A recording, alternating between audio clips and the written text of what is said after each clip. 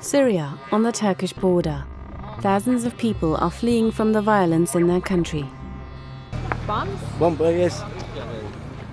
Do you know where? Azaz. The refugee camps on the Turkish side are overcrowded. Many families are stranded in makeshift camps in the border area and are not permitted to enter the neighboring countries.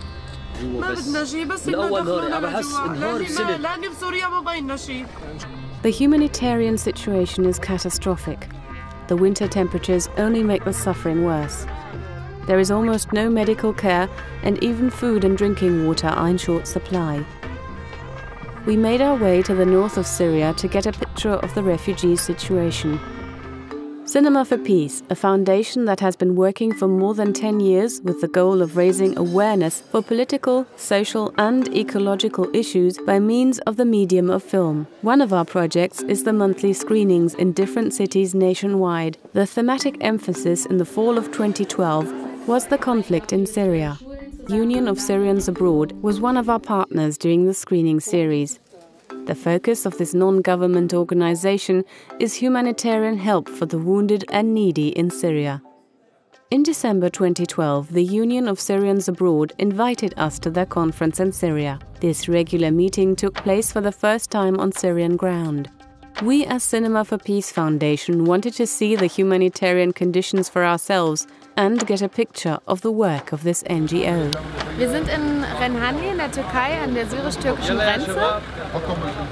Wir sind hier mit der Union der Syrier im Ausland, die sich vernetzt haben, um direkt den Syrern zu helfen. Und dafür fahren wir jetzt hier von der Türkei direkt rüber nach Syrien. Ohne Visum, ohne Erlaubnis und ohne Handys. Uneasily, we crossed the border into the war zone of Syria. Directly on the other side of the border, we drove through the first refugee camp of Atmi. The need is great. Union Syrians Abroad has taken on this camp and are supplying it with water, food and medication. The conference took place under intense security measures in the northern area of Syria, which has been conquered by the Free Syrian Army. We are in a place south of Bab al-Hawa, inside Syrian territory. I don't think we should divulge where we are exactly. Syrians came to the conference from all over the world with one goal. And we are here today to arrange a coordinating meeting between all the humanitarian relief organizations working on the ground inside Syria. In this improvised setting, basic challenges are addressed. The projects which were presented today varied from hospitals to schools, but the main theme has always been about the shortage of flour and bread in the area and the need for bakeries. This is the most prominent thing that kept coming on and on from one speaker after the other. Surrounded by the reality and despair that is shaking this beautiful country, this song proclaims a victory of freedom.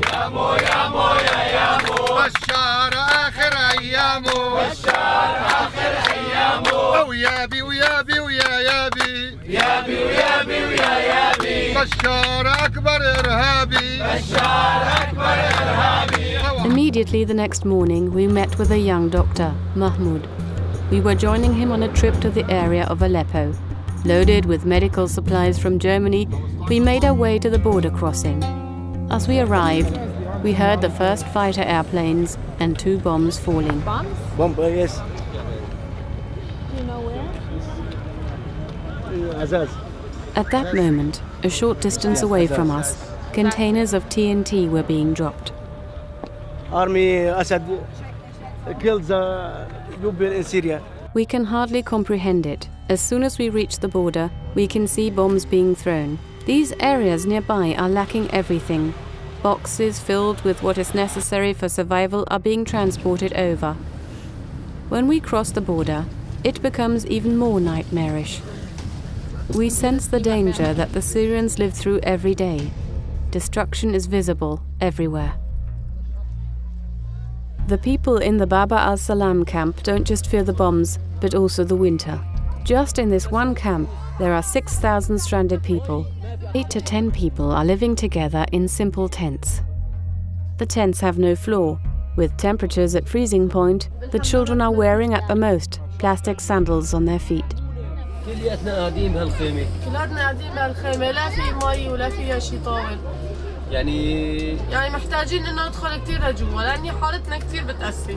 Officially, no NGOs are allowed into Syria. For this reason, the people are totally dependent on organizations such as the Union. At their own peril, they are daily taking care of the refugees and civil population with basic supplies. The NGO is supplying a small medical station in the area near Aleppo with medication. Mahmoud, a 28-year-old eye doctor, is working here. The hospital in Aleppo where he was employed has been destroyed. Most of his colleagues have left the country. He wants to stay and help.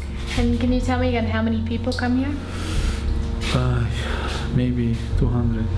Every day? Every day, yeah. Und jetzt mittlerweile hier 15.000, schätzt man dann 15.000 Flüchtlinge und viele Kinder kommen hier, um versorgt zu werden. Also die Medikamente werden immer gespendet. Und es gibt immer noch ein Problem mit dem Transport hierher. Das heißt, es gibt kein System, dass man die Medikamentenversorgung auch gewährleisten. Because the medical supply situation is catastrophic, Syrians abroad are planning on building a hospital nearby. Mahmoud will run the hospital. Particularly important are the operating theatres. The Union hopes to begin work on this project soon, because the need is so vast. Die Anzahl der Verletzten steigt stetig und wir müssen dann reagieren, dass wir neue Möglichkeiten haben für die Verletzten. Die Krankenhäuser in der Türkei sind überfüllt. Our feelings are mixed as we start our journey back home. We feel humbled by the heartfelt commitment many Syrians abroad show towards their fellow countrymen. On the other side, we are horrified by the destitution we have witnessed. Ich habe auch festgestellt, dass es Kindern wie auch Erwachsenen an grundsätzlichen Dingen fehlt, an Versorgung, an warmen Kleidern, an Nahrungsmitteln und an Decken und so weiter.